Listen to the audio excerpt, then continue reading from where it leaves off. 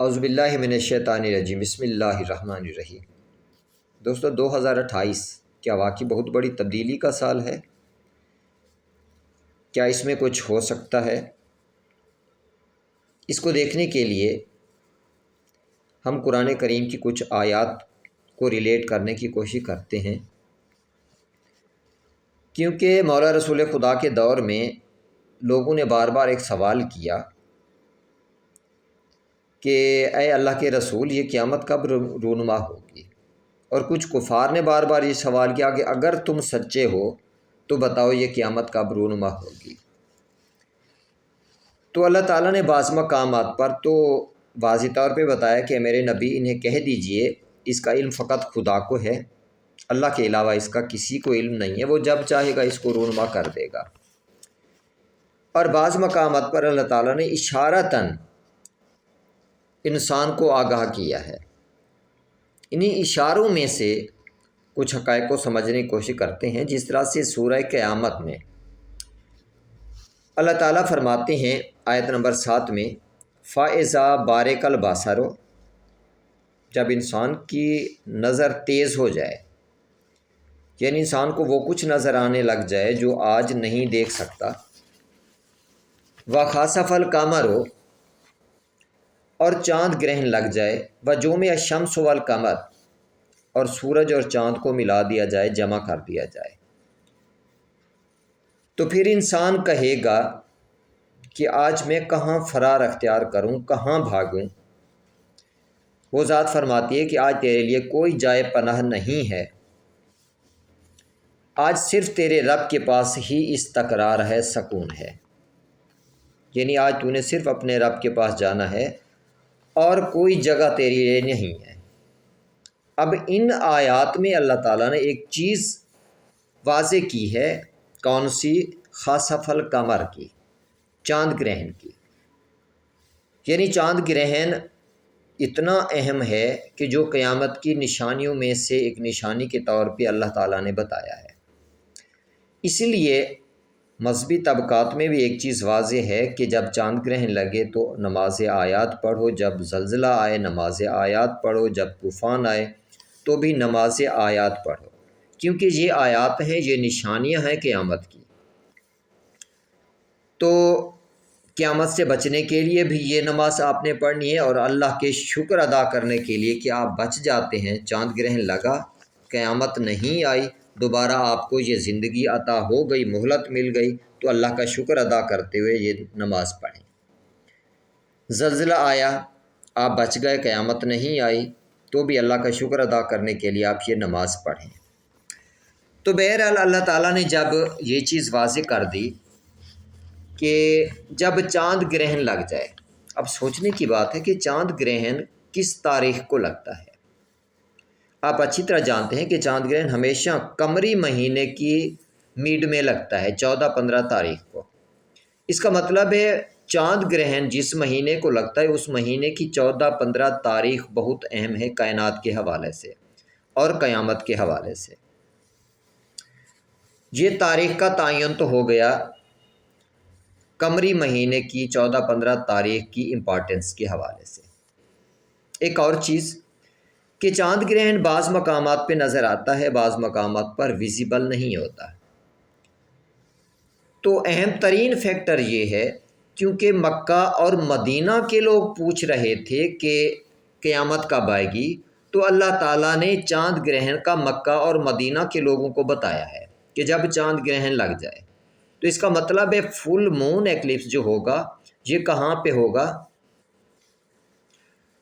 یہ ہوگا مکہ اور مدینہ میں، اور کسی جگہ پہ جزوی ہوگا، کسی جگہ پہ فل ہوگا، لیکن مکہ اور مدینہ میں یہ چاند گرہن جو ہے مکمل ہوگا۔ اس کے بعد ایگزیکٹ اسی طرح سے اللہ تعالیٰ نے سورہ مدثر میں بھی اسی چیز کو واضح کیا ہے، جس میں اللہ تعالیٰ فرماتے ہیں کہ کلا والقمر واللیل اذ ادبر والصبح اذا اسفر انہا لإحدی الکبر، قسم ہے چاند کی، قسم ہے اس وقت کی جب رات جانے لگے، قسم ہے اس وقت کی جب صبح روشن ہونے لگے، اس میں بہت بڑی قسم ہے۔ اللہ تعالیٰ فرما رہے ہیں چاند میں رات کے جاتے وقت، صبح کے آتے وقت بہت بڑی قسم ہے، اور اللہ تعالیٰ فرماتے ہیں کہ اس میں انسان کے لیے بہت بڑی تنبیہ ہے۔ اس کا مطلب ہے یہ وقت بہت اہم ہے۔ جب چاند کے حوالے سے ہے تو پہلے سورہ قیامہ میں اللہ تعالیٰ نے چاند گرہن کا ذکر کیا ہے کہ جب چاند گرہن لگ جائے، چاند گرہن والی رات بہت اہم ہے قیامت کی نشانیوں میں سے۔ یہاں پہ قسم کھا کے سورہ مدثر میں اللہ تعالیٰ نے چاند کی بھی قسم کھائی اور ساتھ وقت کی بھی، تو اس کا مطلب ہے یہ وقت بھی بہت اہم ہے۔ رات کا آخری پہر جس کو ہم سحری کا وقت کہتے ہیں، تہجد کا وقت ہے، اور یہ وقت وہ وقت ہے جب اللہ تعالیٰ نے پہلی اقوام پہ جب عذاب بھیجا تو سحری کے وقت اپنے پیاروں کو اللہ نے، اپنے نیک بندوں کو نجات دی، اور جیسے ہی صبح شروع ہوئی، صبح کے وقت اللہ تعالیٰ نے ظالم اقوام کو عذاب دیا۔ یعنی صبح کا وقت عذاب کا وقت ہوتا ہے اور سحری کا وقت نجات کا وقت ہوتا ہے۔ تو اسی لیے مومنین کی صفات میں سے اس ذات نے بتایا ہے کہ میرے مومن بندے جو ہیں صبح کے وقت، سحری کے وقت استغفار کر رہے ہوتے ہیں، اللہ کی عبادت کرتے ہیں، یعنی جاگ رہے ہوتے ہیں، تو اللہ تعالیٰ ان کی توبہ بھی قبول فرماتا ہے اور انہیں نجات دے دیتا ہے عذاب سے۔ جو سو رہے ہوتے ہیں، سوتے سوتے عذاب کا وقت آ جاتا ہے، جب عذاب سامنے آ جاتا ہے تو پھر انسان کی توبہ قبول نہیں ہوتی۔ تو اسی لیے ایک اور لمحے کے حوالے سے اللہ تعالیٰ نے سورہ یاسین میں بھی بیان کیا ہے اور سورہ الصافات میں بھی بیان کیا ہے، جس میں اللہ تعالیٰ فرماتے ہیں کہ کیا یہ ہمارے عذاب میں جلدی چاہتے ہیں۔ سورہ الصافات کی آیت نمبر 177 میں اللہ تعالیٰ فرماتے ہیں کہ جب یہ عذاب فَإِذَا نَازَلَ بِسَاحَتِهِمْ فَسَاءَ صَبَاحُ الْمُنذَرِينَ، جب یہ عذاب ان کے آنگنوں میں داخل ہوگا تو وہ صبح ان کے لیے بہت ہی بھیانک ہوگی۔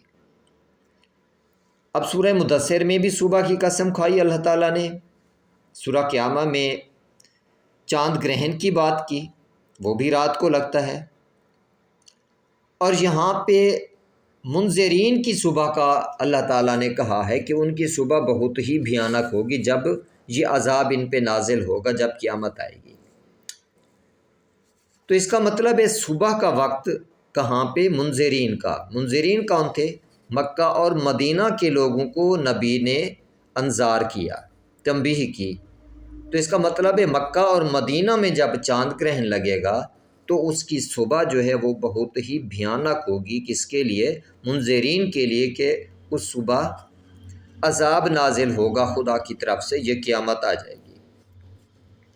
اسی طرح حالات کے حوالے سے مکہ اور مدینہ کے، اس کے بارے میں بھی اللہ تعالیٰ نے فرماتے ہیں، قرآن کریم میں واضح کیا ہے کہ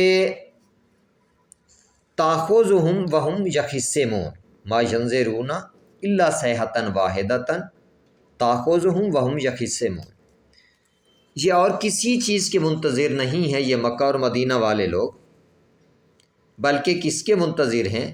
صیحۃ واحدۃ، ایک مہیب آواز کے جو انہیں اس حال میں آن گھیرے گی کہ یہ آپس میں تخاصم میں ہوں گے۔ ایک ہوتی ہے جنگ، حرب، جنگ نہیں ہو رہی ہوگی وہاں پہ، کیا ہوگا؟ تخاصم ہوگا۔ تخاصم کہتے ہیں حق پر حق جتلاتے ہوئے ایک دوسرے سے جھگڑا کرنا۔ اس کا مطلب ہے عرب کے لوگ جو ہیں اس وقت تخاصم میں ہوں گے۔ تو یہ چاند گرہن کے حوالے سے، یہ وقت کے حوالے سے، اور اس وقت مکہ اور مدینہ کے لوگوں کا کیا حال ہوگا، یہ اللہ تعالیٰ نے نشانیاں بتائی ہیں۔ صبح کا وقت بتایا ہے، رات کا آخری پہر کا وقت بتایا ہے، تو اس وقت کوشش کیا کریں، صبح جاگ جایا کریں سحری کے وقت، اور خدا کی ان آیات سے عبرت حاصل کرنے کی کوشش کریں، کیونکہ چاند گرہن کی رات ہی کائنات کی آخری رات کے حوالے سے ذات نے واضح کی ہے۔ تو جب بھی مکہ اور مدینہ میں فل مون یعنی چاند گرہن مکمل طور پہ ہو تو اس کو اپنے ذہن میں ضرور رکھیں، خاص طور پہ جب وقت بدل رہا ہو، اور یہ عام طور پہ 2028 کی آخری رات اور 2029 کی پہلی رات سمجھ لیں، یہ چاند گرہن لگنے جا رہا ہے جو مکہ میں واضح طور پہ نظر آئے گا۔ تو ممکن ہے یہ وقت بہت بڑی تبدیلی کا وقت ہو۔ اس سے پہلے اپنے آپ کو خدا کے سپرد کر دیں اور اللہ تعالیٰ کے عذاب سے بچ جائیں۔ کوشش کریں اپنے پیاروں کو بھی اسی تنبیہ کے ساتھ اپنے ساتھ لے کے چلیں۔ اللہ کی امان میں رہیں۔ اللہ